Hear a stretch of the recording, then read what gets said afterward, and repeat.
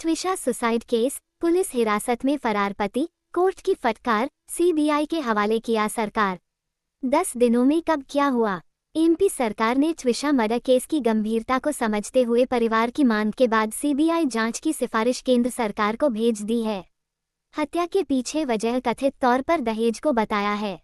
MP की राजधानी भोपाल में ट्विशा शर्मा मर्डर केस ने पूरे सिस्टम को हिला कर रख दिया है। ये एक ऐसा हाई प्रोफाइल केस बन चुका है जिसकी चर्चा चारों तरफ है। एक जज मां के बेटे की पत्नी की हत्या, जो एक मॉडल भी रही, मल्टीनेशनल कंपनी में भी रही और फिर लव मैरिज के बाद के ख्वाब लेकर नोएडा से भोपाल आई। ससुराल पक्ष इसको एक तरफ सुसाइड बता रहा है तो दूसरी तरफ ट्विशा के घर वाले हत्या बता रहे हैं।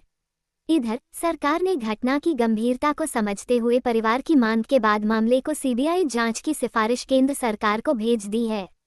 बार काउंसिल ऑफ इंडिया ने वकील और ट्विशा के पति समर्थ सिंह का लाइसेंस सस्पेंड किया है।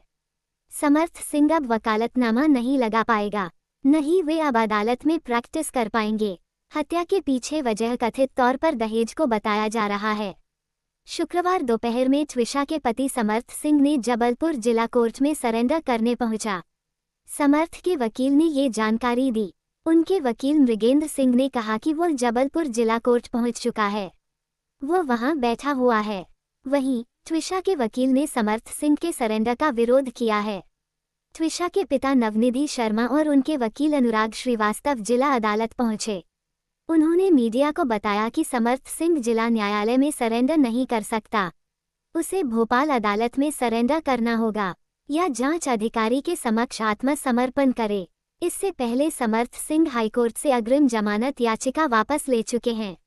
इससे पहले समर्थ की मां और रिटायर्ड जज साथ ही भोपाल उपभोक्ता आयोग की अध्यक्ष गिरिबाला सिंह को पिछले सप्ताह भोपाल कोर्ट ने जमानत दे दी थी। एफआईआर में उनका नाम भी शामिल है। क्या है पूरा घटनाक्रम? पिछले 10 दिनों क्या हुआ? भोपाल के कटारा हिल्स इलाके में ट्विशा शर्मा फांसी पर लटकी मिली।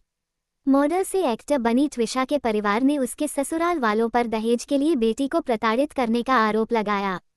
वहीं ससुराल पक्ष का कहना है कि वो ड्रग्स एडिक्ट थी। इसके अलावा पुलिस ने समर्थ सिंह की सूचना देने पर 30,000 के इनाम की घोषणा भी की थी। उसके पासपोर्ट रद्द करने के लिए अदालत भी पहुंची थी। 33 साल की ट्विशा नोएडा की रहने वाली थी। वे एक MBA ग्रेजुएट, मॉडल और पूर्व मिस पुणे कंटेस्टेंट और योग टीचर थीं। उन्होंने एक्टिंग और मार्केटिंग की दुनिया में भी काम किया था। एक डेटिंग ऐप के जरिए भोपाल के वकील समर्थ सिंह से उसकी मुलाकात हुई थी। इसके बाद यह मुलाकात प्यार में बदल गई। शादी के बाद ट्विशा पति के साथ भोपाल शिफ्ट हो गई। दिसंबर 2025 में ट्विशा की शादी हुई थी। समर्थ सिंह MP सरकार में पूर्व लीगल एडवाइजर रह चुका है। उसकी मां एक रिटायर्ड जज है। शादी के बाद ट्विशा भोपाल के कटारा हिल्स में अपनी ससुराल में रहने लगी। ट्विशा के परिवार का आरोप है कि ट्विशा पर दहेज को लेकर परिवार का अत्याचार शुरू हो गया। लगातार मोटी रकम और कीमती सामान की मांग की जा रही थी। साथ ही ट्विशा के चरित्र पर झूठे आरोप भी लगाए जा रहे थे। साथ ही प्रेग्नेंट होने के बाद ट्विशा का अबॉर्शन करवा दिया गया। इसके अलावा बताया गया कि ट्विशा को मानसिक बीमार दिखाने के लिए ओलंजापाइन जैसी दवाएं दी जा रही थी। 12 मई को ट्विशा की संदिग्ध परिस्थितियों में मौत हो गई। घर के CCTV फुटेज ने केस को पूरी तरह उलट दिया। सुबह 7 बजे CCTV में ट्विशा बिल्कुल सामान्य और शांत अकेले छत पर जाती दिखती हैं। इसके बाद 8.20 पर सीढ़ियों के बीच अफरा-तफरी मचती है। समर्थ के साथ 2 अन्य लोग ट्विशा के शरीर को नीचे लाते हैं। उन्हें होश में लाने के लिए CPR दिया जाता है।